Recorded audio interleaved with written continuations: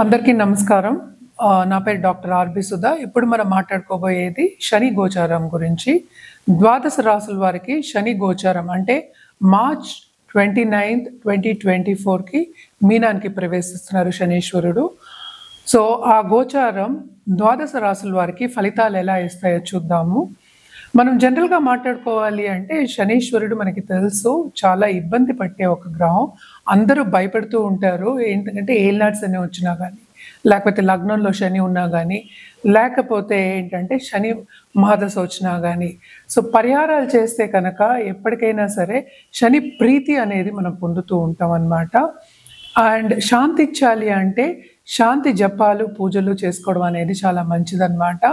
But అంతకన్నా ముందు మనం మాట్లాడుకోవాల్సింది ఏంటంటే మనకి తెలుసు 9 గ్రహాలు ఉన్నాయి. దీంట్లోనే ఏంటంటే ఫ్రెండ్షిప్స్ ఎనిమిటీ అనేవి రెండు ఉంటాయి అన్నమాట. అంటే సంబంధాలు సత్సంబంధాలు ఉంటాయి, వేరే సంబంధాలు ఉంటాయి అన్నమాట. ఎప్పటికైనా మన మార్స్, సన్ అండ్ జూపిటర్ కలిపి మనం చెప్తూ అంటే ఏంటి వాళ్ళు ఫ్రెండ్స్ అంటాం. అది ఒక సెట్ కింద తీసుకుంటాం. మెర్కురీ అంటే ఏంటంటే బుధుడు ఏంటంటే న్యూట్రల్ అన్నమాట. అన్ని గ్రహాలకి కొంతవరకు న్యూట్రల్ కింద ఉంటారనమాట. మిగతా గ్రహాలు అంటే ఏంటంటే మ్యాలిఫిక్ గ్రహాలు అంటే చెడు చేసే కొంచెం గ్రహాల కింద మనం శనీశ్వరుడు, అలాగే శుక్రుడు, అలాగే రాహుకేతువుల్ని తీసుకుంటాము. అండ్ ఆల్సో బెనిఫిట్లో ఏంటంటే మనం చంద్రుని కూడా తీసుకుంటూ ఉంటాం అన్నమాట. కానీ ఇదేంటంటే జనరల్ ఫ్రెండ్షిప్, జనరల్ ఎనిమిటీ. కానీ లగ్నానికి వచ్చినప్పటికి ఏంటంటే అన్నీ మారిపోతూ ఉంటాయి అన్నమాట. లగ్నం కానీ రాశి కానీ. సో టెంపరీ ఫ్రెండ్షిప్స్ అనేది ఉంటుంది, పర్మనెంట్ ఫ్రెండ్షిప్స్ అనేది ఉంటుంది. మనం మాట్లాడుకునేది ఏంటంటే పర్మనెంట్ ఫ్రెండ్షిప్ గురించి నేను ఇప్పుడు చెప్పాను అనమాట. ఎందుకు ఇది చెప్పాను అంటే బేసిక్గా మనం చూసామంటే శనీశ్వరుడు మీనానికి వస్తున్నారని ఇప్పుడే మాట్లాడుకున్నాం మనం. సో మీనం ఎవరిది, ఓనర్షిప్ ఎవరిది అంటే ఆ రాశికి అధిపతి ఎవరు, గురు అయ్యారనమాట. సో గురువుకి ఏంటంటే ఈయన శనీశ్వరుడు ఎలా ఆ ఇంట్లో ఎలా ఉంటారు అనేది ఏంటంటే ఆయన ఎనిమియా, లేకపోతే మనకి ఫ్రెండా, లేకపోతే న్యూట్రలా, లేకపోతే ఏంటంటే మనకి ఎలాగా ఆ ఇంట్లో ఎలా ఆ భావంలో ఆ రాశిలో ఎలా ఆయన ప్రవర్తిస్తాడు అనేది మనం మాట్లాడుకోవడానికి మనం ఫ్రెండ్షిప్స్ గురించి ఇప్పుడు మాట్లాడుకున్నాము. జనరల్గా మనం చూసాము అంటే ఎక్కువ మనం శనీశ్వరుడికి, జూపిటర్కి మనం కొంచెం ఆపోజిషన్ అనే చెప్పుకుంటూ ఉంటాం అన్నమాట. ఎనిమిటీ ఉంటుందనే చెప్పుకుంటాం. కానీ ఏంటంటే మనం ఇందాక మాట్లాడుకున్నట్టు ఫ్రెండ్షిప్ గురించి మాట్లాడుకున్నాం కదా, గ్రహ ఫ్రెండ్షిప్ గురించి. సో జనరల్గా అయితే జూపిటర్కి శని ఏంటంటే న్యూట్రల్ కిందే మనం తీసుకుంటాం. అంటే ఏంటంటే అటు మరీ చెడు చేరు, అటు మరీ మంచి చేరు అనమాట. న్యూట్రల్ గ్రహం మధ్యస్థంగా ఉండిపోతారు అని చెప్పుకోవడం అనమాట. అదొకటి కాకుండాను శనీశ్వరుడు మూమెంట్ అంటే ఏంటి, ఇప్పుడు ఏలినాట్స్ అని మనం చూసాము అంటే కుంభం అంటే మనకి శనీశ్వరుడు ఓన్ హౌస్ అనమాట. ఓన్ హౌస్ నుంచి ఇంకో ఇంటికి వెళ్తున్నారు కనుక ఈ ట్రాన్సిట్ కూడా, ఈ గోచారం కూడా కొంచెం డిఫికల్ట్ ట్రాన్సిట్స్ అనమాట.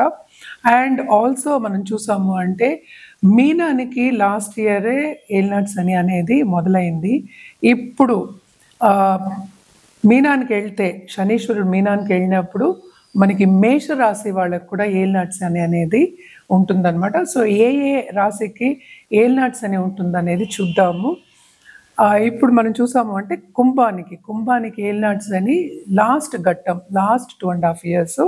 అలాగే మీనానికి మెయిన్ ఘట్టం సెకండ్ 2.5 years.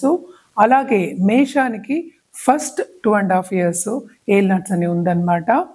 మనం ఫ్రెండ్షిప్స్ దీనికే మాట్లాడుకున్నాం. ఎందుకంటే ఒక గ్రహం గురించి మనం మాట్లాడుకున్నప్పుడు అన్ని గ్రహాలు మనం చూసి మొత్తం జాతకం చూసినప్పుడే మనం కరెక్ట్ రెమిడియల్ మెషర్స్ కూడా మనం చెప్పడం, పరిహారం చెప్పడం అనేది జరుగుతుంది. చాలామంది కమెంట్ కూడా చేస్తున్నారు. అంటే ఏంటి, ఇంగ్లీష్ వద్దు తెలుగులో చెప్పండి అనేది. అస్ట్రాలజీ అనేది యూనివర్సల్ లాంగ్వేజ్.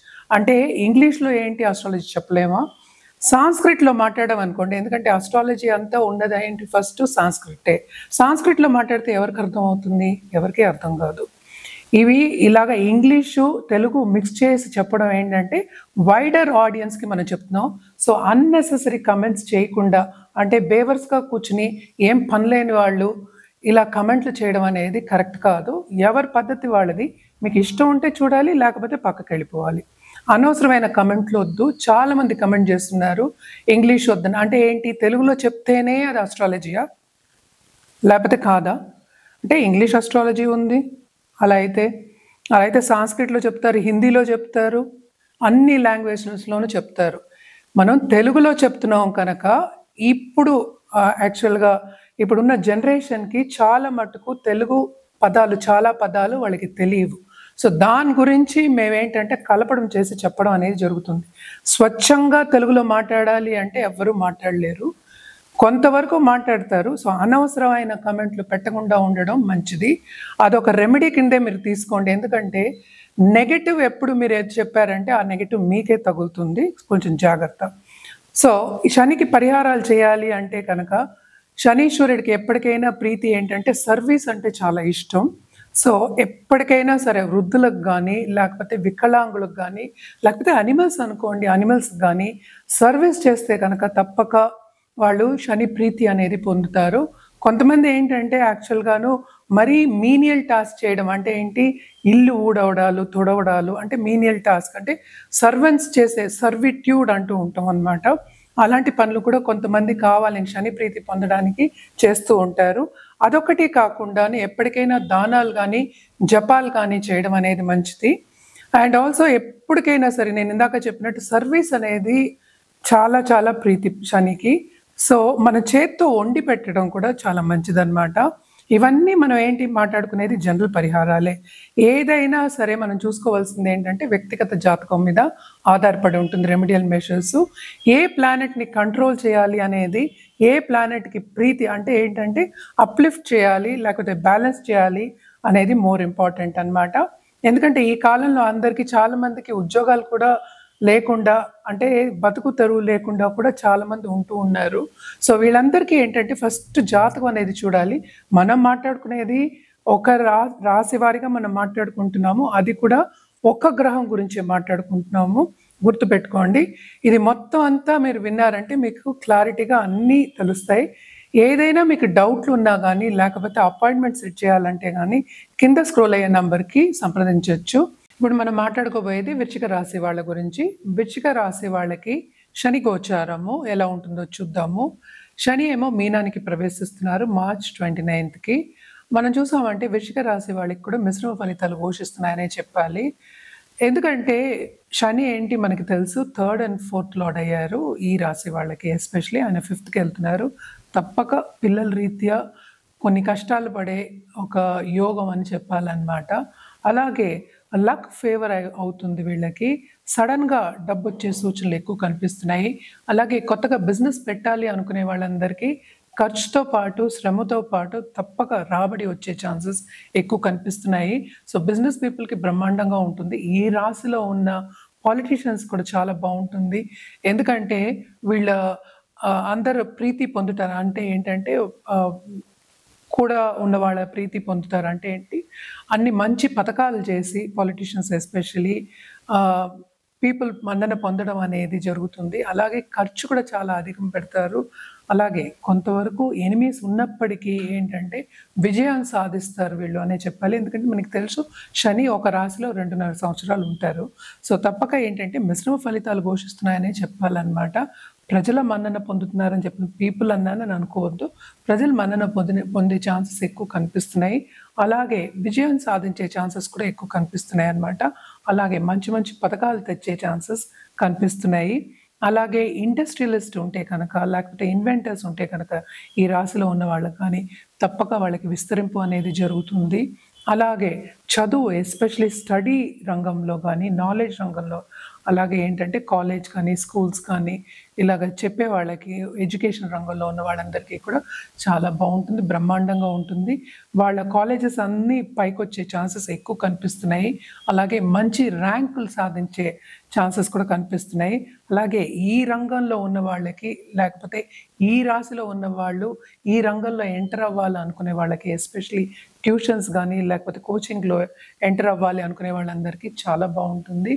తప్పక ఆన్లైన్ బిజినెస్ కానీ, ఆన్లైన్ కోచింగ్ కానీ చేసే ఛాన్సెస్ ఎక్కువ కనిపిస్తున్నాయి అన్నమాట. అలాగే మనం చూసాము అంటే కనుక తప్పక హెల్త్ రీత్యా కొంతవరకు సెన్సిటివ్ అయ్యే ఛాన్సెస్ ఎక్కువ కనిపిస్తున్నాయి కనుక హెల్త్ జాగ్రత్తగా కాపాడుకుంటూ ఉండడం అనేది వెరీ ఇంపార్టెంట్. మనం మాట్లాడేది ఒక గ్రహం గురించే, ఒక గ్రహ గోచారం గురించే, రాశి వారిగానే మాట్లాడుకుంటున్నాము. ఏదైనా సరే వ్యక్తిగత జాతకం మీద ఆధారపడి ఉంటుంది. అలాగే ఈ రాశి వాళ్ళు పరిహారాలు ఏం చేయాలో చూద్దాము.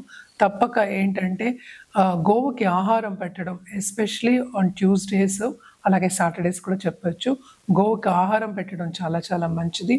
అలాగే మనం చూసాము అంటే మొక్కల్ని పెంచడం, ఎస్పెషలీ ఏంటంటే మన ఇంటి దగ్గర మొక్కల్ని వేయడం, అలాగే మొక్కల్ని పెంచడం చెప్పడం అనమాట. మొక్కల్ని వేయడం అలాగే పెంచడం కూడా చాలా చాలా మంచిదన్నమాట.